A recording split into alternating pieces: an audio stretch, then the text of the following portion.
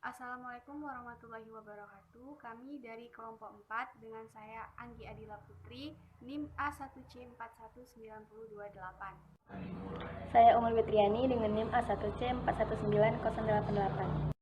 Perkenalkan, nama saya Sofia Nisa dengan nomor NIM A1C419103. Pada permasalahan lingkungan yang terdapat pada sekitar rumah saya, yaitu tersumbatnya genangan air pada selokan air. Hal ini dikarenakan bertumpuknya jenis sampah yang dimulai dari sampah dedaunan, sampah jajan maupun sampah rumah tangga. Ditinjau dari kaidah mikrobiologi, ada ilmuwan yang meneliti bahwa ada mikroba yang mengurai sampah plastik, yaitu Aspergillus clavatus, di mana cendawan jenis ini dapat menghancurkan plastik jenis polimer plastik polyester poliuretane atau PU selama 2 bulan. Pengertian dari sampah.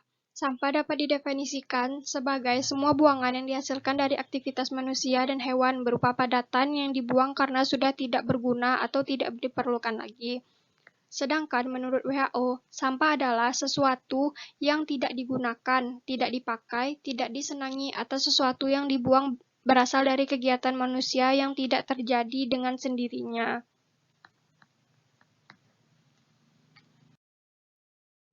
Jenis-jenis sampah. Yang pertama itu ada garbage atau sampah basah, yaitu sampah yang berasal dari sisa pengolahan, sisa pemasakan, atau sisa makanan yang sudah membusuk. Rubbish atau sampah kering, yaitu sampah pengolahan tidak mudah untuk membusuk. Selanjutnya ada ashes atau cinder, yaitu berbagai jenis abu dan arang yang berasal dari kegiatan pembakaran. Selanjutnya, dead animal, yaitu sampah yang berasal dari bangkai hewan. Street sweeping, yaitu sampah yang diserakan di sepanjang jalan. Yang terakhir, industrial waste, merupakan sampah yang berasal dari limbah industri.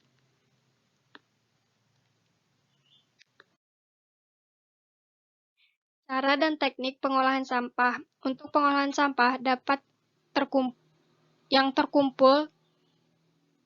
tersedia 3 cara yang dapat dilakukan, yaitu dengan menimbun di suatu tempat, menggabungkan, dan proses daur ulang atau recycle.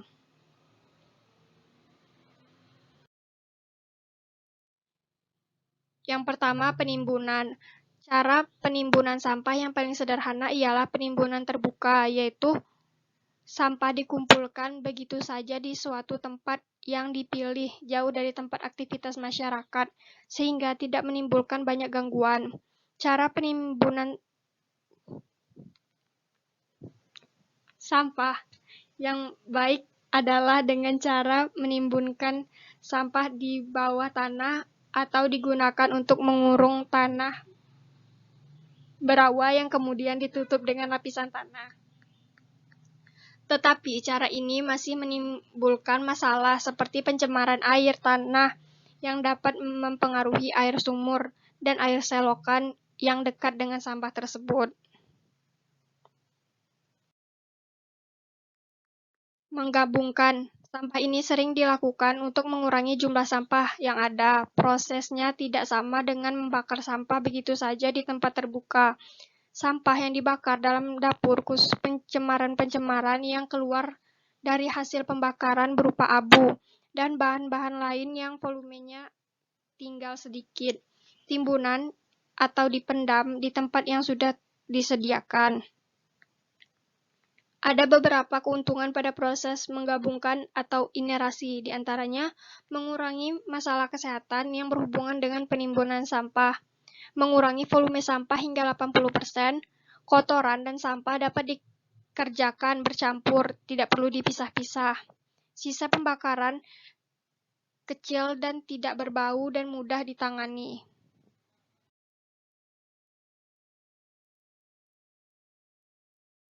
Selanjutnya ada daur ulang atau recycling. Recycling adalah suatu proses yang memungkinkan bahwa bahan-bahan yang terbuang dapat dimanfaatkan kembali, sehingga dianggap tidak ada bahan buangan. Terdapat berbagai bentuk pemanfaatan buangan, sehingga sebagian besar dari masalah sampah dapat teratasi. Bahan organik seperti daun, kertas, dan sisa makanan, kotoran, dan sebagainya bisa dijadikan kompos dengan bantuan mikroorganisme. Recycling lain yang dapat dilakukan ialah dengan melakukan proses destilasi kering. Sampah dimasukkan ke dalam ruang tertutup, dipanaskan tanpa diberi udara. Karena dengan pemanasan tersebut, sampah mengeluarkan macam gas yang dapat dimanfaatkan. Selanjutnya ada faktor penyebab sampah. Yang pertama yaitu meningkatnya konsumsi oleh manusia dan diakibatkan oleh rendahnya kesadaran serta pendidikan masyarakat, lemahnya peraturan, dan peningkatan jumlah penduduk. Peningkatan jumlah sampah diakibatkan oleh rendahnya kesadaran dan pendidikan masyarakat, sehingga mereka membuang sampah tidak pada tempatnya. Yang kedua, lemahnya peraturan juga menjadi penyebab banyaknya sampah, karena pembuangan sampah tidak dihukum dengan tegas. Ketiga, jumlah penduduk yang meningkat juga menyebabkan peningkatan jumlah sampah, seiring dengan meningkat banyaknya kebutuhan konsumsi dari penduduk di suatu wilayah.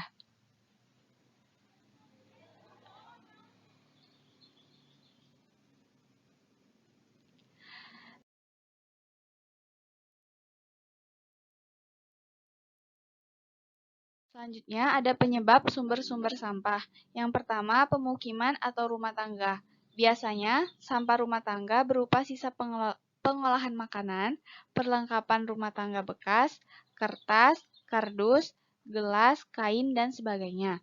Yang kedua, pertanian dan perkebunan. Sampah dari kegiatan pertanian tergolong bahan organik, misalnya jerami dan sejenisnya. Yang ketiga, sisa bangunan dan konstruksi gedung. Sampah yang berasal dari kegiatan pembangunan dan pemugaran gedung ini bisa berupa bahan organik maupun anorganik. Yang keempat, perdagangan dan perkantoran. Sampah yang berasal dari daerah perdagangan, misalnya seperti toko, pasar tradisional, warung, dan pasar swalayan ini terdiri dari kadu, pembungkus, kertas, dan bahan organik, termasuk sampah makanan dari restoran. Yang kelima, industri sampah ini berasal dari seluruh rangkaian proses produksi. Selanjutnya ada dampak dari penumpukan sampah. Yang pertama yaitu merusak keindahan lingkungan.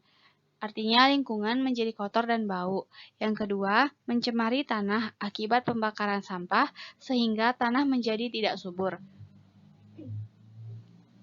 Yang ketiga, mencemari air sehingga air menjadi berbau dan keruh akibatnya pembuangan sampah ke sungai dan laut. Yang keempat, menyebabkan polusi udara akibat bau sampah dan pembakaran sampah.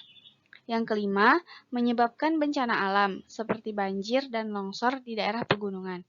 Yang keenam, menyebabkan terjadinya hujan asam akibat sampah hasil kegiatan industri pabrik berupa gas yang ikut larut dalam air hujan.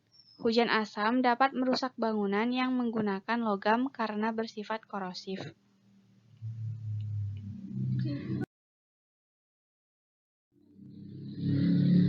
Selanjutnya ada mikroba dan contoh penyakit. Yang pertama yaitu ada virus hepatitis yang dapat menyebar melalui sampah dan menyebabkan adanya gangguan fungsi hati akut. Penyebaran virus hepatitis A ini terjadi akibat kontaminasi makanan dan air yang dikonsumsi oleh manusia. Yang kedua ada disentri, merupakan radang usus yang menyebabkan diare, disertai dengan keluarnya darah atau lendir saat buang air. Penyakit ini ditandai dengan sering buang air karena aktivitas amoeba dan bakteri yang banyak ditemukan pada sampah yang berserakan. Yang ketiga yaitu ada salmonellosis, yaitu penyakit yang timbul akibat infeksi bakteri salmonella di dalam perut dan usus manusia. Sebagian besar pasien salmonellosis dengan kadar infeksi ringan akan sembuh dalam waktu 4-7 hari tanpa pengobatan. Lalu yang keempat ada penyakit kolera disebabkan oleh bakteri Vibrio cholerae ketika seseorang mengkonsumsi air atau makanan yang terkontaminasi oleh feses orang yang mengidap penyakit ini. Sekian dari kelompok 4. Terima kasih. Wassalamualaikum warahmatullahi wabarakatuh.